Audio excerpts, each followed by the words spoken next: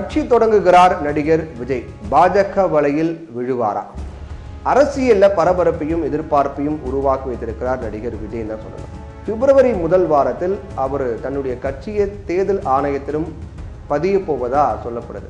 இதுக்காக விஜய் மக்கள் இயக்க நிர்வாகி புஷி ஆனந்த் உள்ளிட்ட 20க்கும் மேற்பட்ட நிர்வாகிகள் பிப்ரவரி மாதம் 4ஆம் தேதி டெல்லிக்கு செல்வதாக தகவல்லாம் வெளியாகிருக்கு.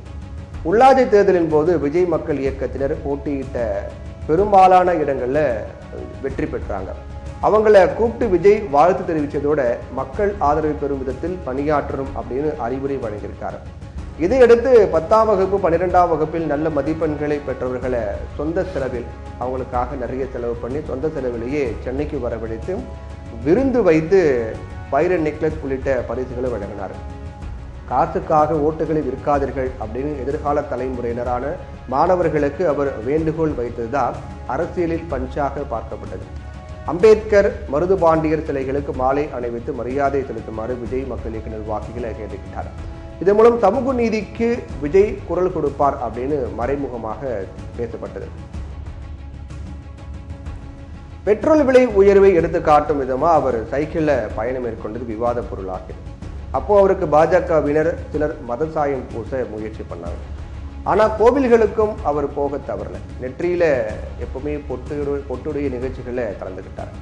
இந்த நிலையில பிப்ரவரி முதல் வாரத்தில் கட்சியை பதிவு செய்த பின்னர் மக்களவைத் தேர்தலில் அவரது கட்சி போட்டியிடுமா அல்லது 2026 சட்டமன்ற தேர்தலில் போட்டியிடுமா அப்படிங்கிறதா இன்னும் தெளிவா தெரியல. மக்களவைத் தேர்தலுக்கு ஓரிரு மாதங்களே இருக்கக்கூடிய நிலையில அதற்குள்ள கட்சியை வலுப்படுத்த முடியுமா அப்படிங்கிற கேள்வியும் எழுது. ஆனா பூத் கமிட்டிகளை ரகசியமாக விஜய் மக்கள் இயக்கம் அமைத்து வரதால மக்களவைத் தேர்தலிலேயே போட்டியிடக்கூடும் அப்படின்னும் அவருக்கு நெருங்கிய வட்டாரங்கள் தெரிவிக்கிறாங்க. இருந்தாலும் 2026 சட்டமன்ற தேர்தலில் தான் தனது இலக்கு அப்படின்னு விஜய் சொல்லப்பட்டு வருவதாகவும் சொல்லப்படுது. அடுத்த தேர்தலில் திமுக, அதிமுக என்கிற 2 பெரிய ஜாமவான்களை எதிர்த்து அவர் களம் காணவிருப்பதால் ரொம்ப ஜாக்கிரதையாக அவர் காயை நகர்த்திட்டு வராரு. இந்த நிலையில தான் விஜயகாந்த் மறைவை அடுத்து அவர் அஞ்சலி செலுத்த போன இடத்துல செருப்பு வீசி சம்பவம் நடந்துச்சு.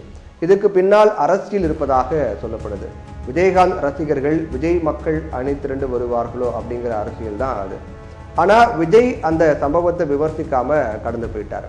இந்த நிலையில விஜய் பற்றி கூறிய விமர்சனத்திற்கு ரஜினியும் பதில் கொடுத்துட்டார். நடிகர் விஜயை விமர்சிப்பது தனக்கு அழகு கிடையாது, அவருடைய தகுதிக்கும் அழகு கிடையாது அப்படின்னு சொல்லிட்டார். இதன் மூலமாக திமுக, அதிமுக, பாஜகவை விரும்பாத ரஜினி ரசிகர்களும் விஜய்க்கு ஆதரவு தருவார்கள் அப்படிங்கிற எதிர்பார்ப்பும் எழுந்திருக்கு. இந்த நிலையில தான் நடிகர் விஜயிடம் ஆதரவு கேட்போம் அப்படின்னு பாஜக சட்டமன்ற உறுப்பினர் வானதி சீனிவாசன் சொல்லியிருக்கிறதும் சர்ச்சையை ஏற்படுத்தியிருக்கு.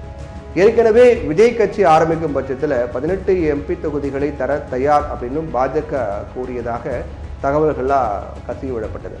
எது எப்படியா இருந்தாலும் விஜய் தன்னுடைய கொள்கைகளையும் திட்டங்களையும் அறிவிப்பதை பொறுத்தே தமிழக அரசியல் அவருக்கு எத்தகைய வரவேற்பை அளிக்கப் போகிறது அப்படின்னு நமக்கு தெரிய வரும்.